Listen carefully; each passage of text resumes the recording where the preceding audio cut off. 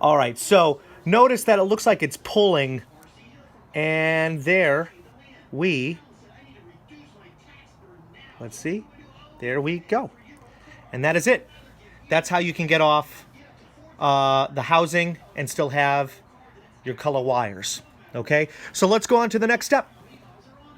Okay, this is the next step in doing custom turn signals for Harley Davidson Breakout here, using the standard housing and the electrical wires, so you don't have to mess around with this thing. We're just messing around with the wires that are connected to your buttons. So screw this, we're doing this, right? So this is where we get to use our crimper here, and of course our wire stripper. So again, I was saying this gauge wire that we have here is your 20 to 22. That's what we're going to use. So let's go ahead and start getting some of these wires moving and grooving here. There we go. All right, so now we've got plenty of wire, of copper wire. You can see that there. Again, I'm leaving myself, it looks like about a half an inch, maybe an inch. That might be an inch, actually, of copper wire in order to use the splice that we're going to use next. And that's what we're going to go ahead and put on right now. Okay, we are back, and again, we're on to the next part of installing custom turn signals. We are on to the part where we are going to splice wires together. This is what you need right here. It is a 22 to 18 gauge wire splicer. These are 20 to 22 right here. So we are right in the center of using one of these red ones here, and that's what we're going to do now. Again, you're also going to need your wire stripper / crimper in order to make sure that they stay on the wires here. All right, each one needs to be twisted up and make sure that it's nice and compact. That way it can fit through the metal tubing that's in the center of this splicer. All right, we're going to go ahead and we're going to do purple first.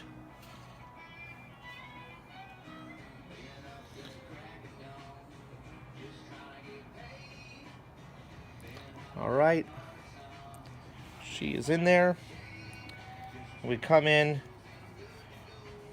with our crimper and we crimp, of course. All right. Now, what we do is we go ahead and we give it a little bit of a tug. There is my lovely niece, Mia, that was in the background there. So there we go. Give it a little bit of a tug. Make sure that it's in there secure, and it is very much secure. All right, so now we go on to the next one.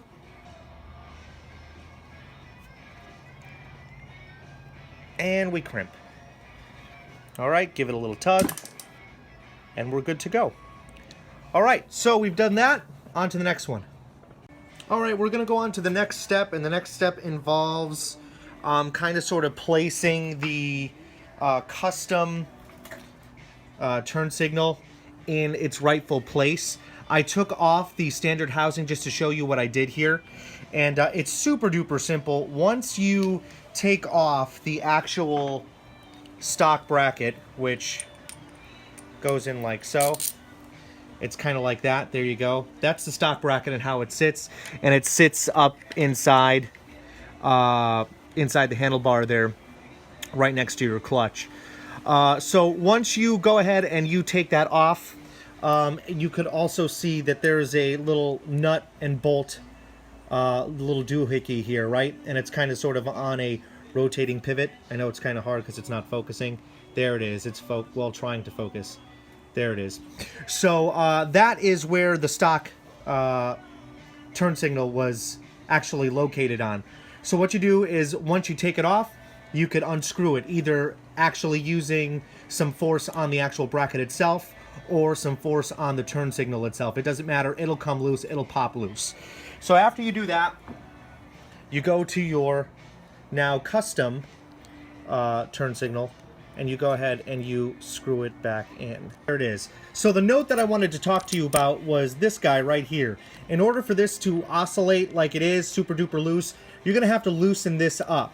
It's at the bottom of the bracket, and you'll need an Allen wrench for this, and the size that is right there is 1/4 inch. So you'll have to loosen it up, and it's going to give you some movement here so you can move around, and that's just going to help us out in the end. Now, I did on the last one. I actually found myself a bolt that was around here, or excuse me, a nut that was able to fit the bolt here, and I actually held it in place with that nut.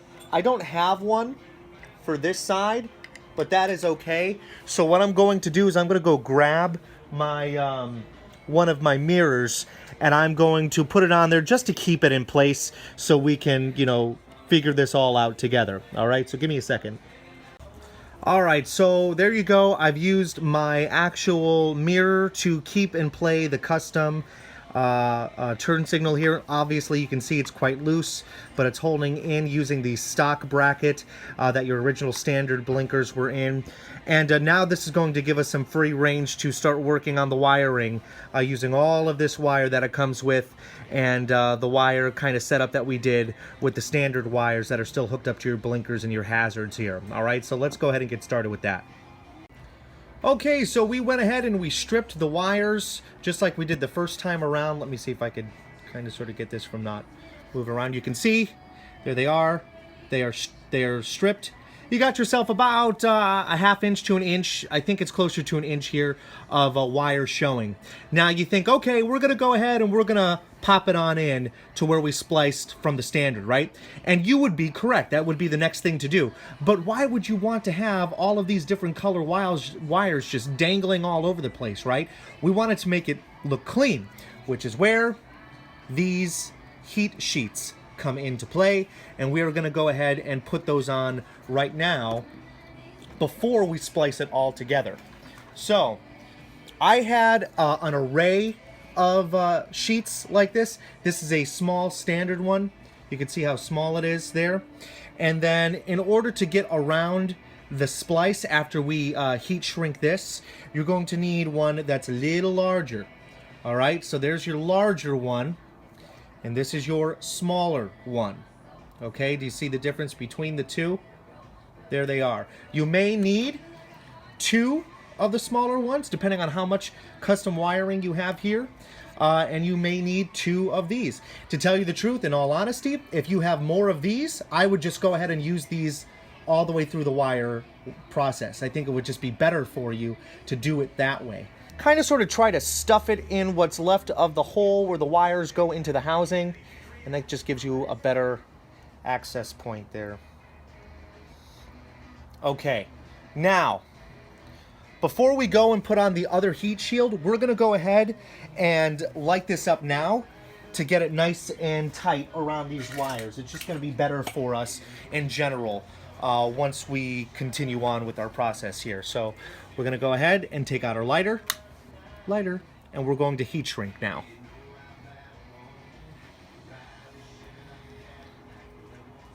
One. Now, that all being said, the reason why we need the large one, again, is because it's got to go around these guys, right? That's what this has to do. And it looks like it's just going to fit around these guys right here. So,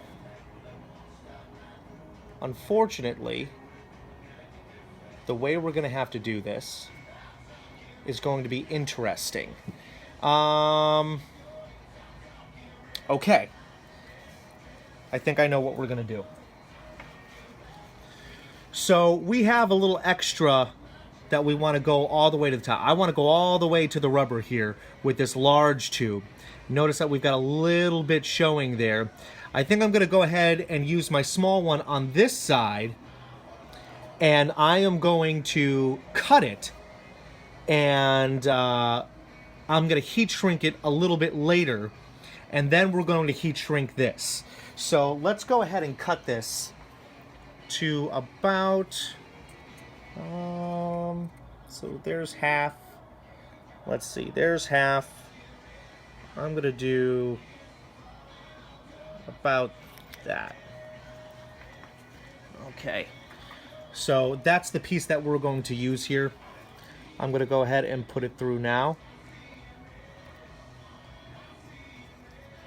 And notice I'm putting it over the shrink that's already there, right?